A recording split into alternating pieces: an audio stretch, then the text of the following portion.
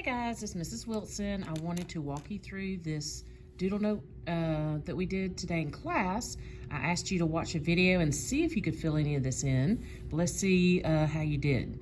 There's 3 vocabulary words we want to be able to know for our test next week. We'll be testing on this next Thursday, or I guess Friday for you guys. So the first one is quotient, and that goes in spot 1. That is our answer for any division problem, is the quotient. So if a word problem says find the quotient, you're just finding the answer. You know you're doing division. The dividend is what goes in the box, and the box is what I'm talking about right here. Sometimes I'll refer to it as the house. Okay, this is our division house. It doesn't really have a name. So the dividend goes inside the house. When I say dividend, I think of the word in. Dividend, in. Dividend goes in the house. The divisor goes outside the house. It has an R on it, so I remember that by saying, okay, the divisor is outside the house, ringing the doorbell. The divisor goes outside the house. All right? We said the quotient was the answer. Dividend is actually the number that's being divided. Okay? The divisor is the number that we are dividing into another number. So take a minute and write that down if you haven't already. Sometimes I might go too fast. So if it's in green, add it to your sheet.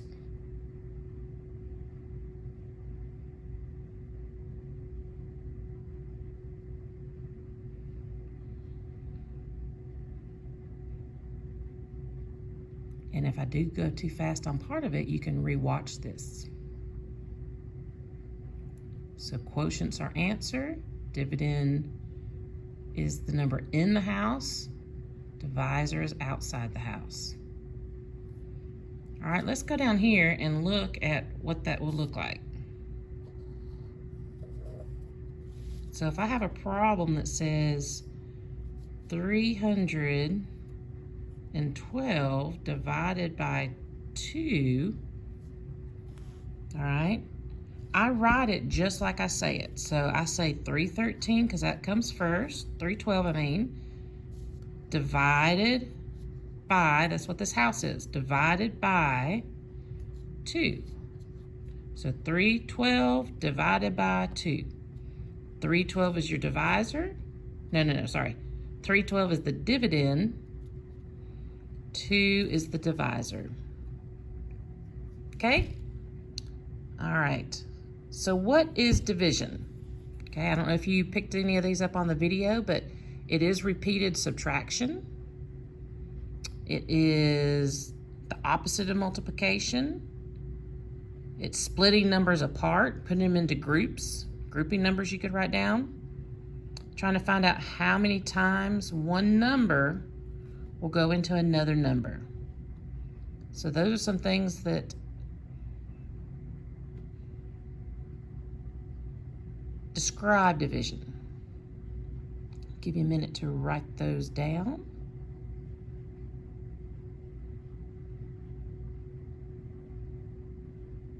Remember, you can watch this a second time.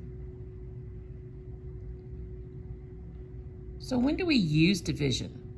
1, when repeated division or repeated subtraction is too long. Okay, we don't want to have to subtract 100 times. That would take forever. When we're sharing, say I have a pizza and I want to divide it between 4 friends, okay, I'm going to use some division. If it has 8 slices, everyone gets 2. Wait, 2 goes into 8. How many people are there? I already forgot. Yeah, if there's 4 friends, everybody gets 2 pieces.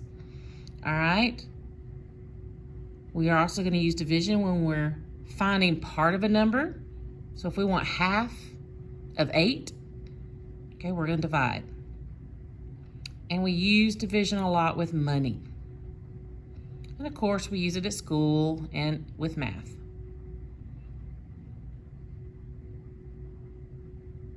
All right, now what do I do with a remainder? Okay, I wrote a problem here. I'm gonna give you time at the end to write more, but listen for just a minute. So the first thing I want you to write on top is, it really depends on what the directions tell you to do. Okay, some directions might tell you just to ignore it. It may not ask for the remainder. In that case, you just give them the answer. For instance, if I had 3 horses and 10 apples, and the problem asked how many whole apples will each horse get, my answer would be 9.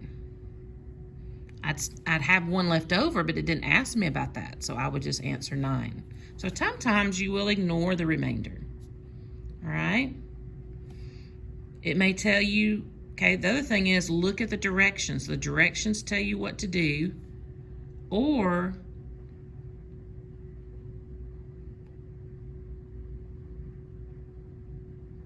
look at what the problem, I can't even hardly read this, I'm sorry, or what the problem is asking. So on a word problem, if it asked on that horse one, how many whole apples, we'd put 9. If it asked you how many apples would be left over, your answer would be 1. It's asking just for the remainder. Sometimes it may want to do it as a fraction. It may say how much apple will each horse get? Show as a fraction. So in that case, we would have gone 3 into 10. We would have gone 3 times 3 gives us 9. And then we have 1 left over. So they would get 3 and 1/3. Let me show you on one that's a little bit more, maybe less complicated. If we look at 4 into 13, 4 goes into 13 3 times. All right? So I put 4 times 3 is 12. I have 1 left over. So my answer is going to be 3. Okay, you can kind of do a backwards C. Let me find a, if I make a backwards C, the first number I touch is the answer. And then if I go this way, the second number I touch goes on top. The last number I touch goes on bottom. Okay, so it would be 3 with a remainder of 1/4. I don't know what happened there. Oh, I'm writing on the wrong one. Sorry. I'll erase that later.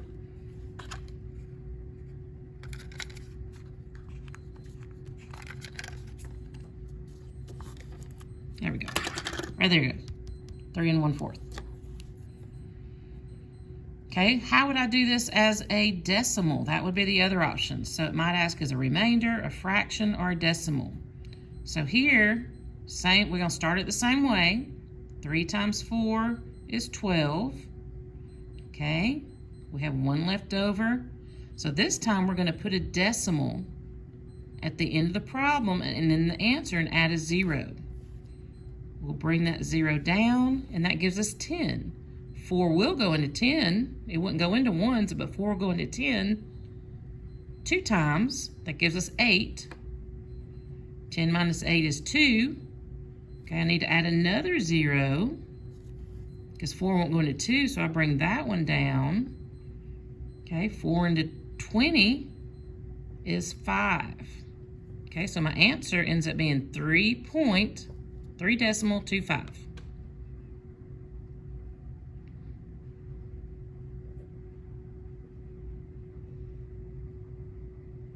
So you've got to read the directions to see what they want you to do with the remainder.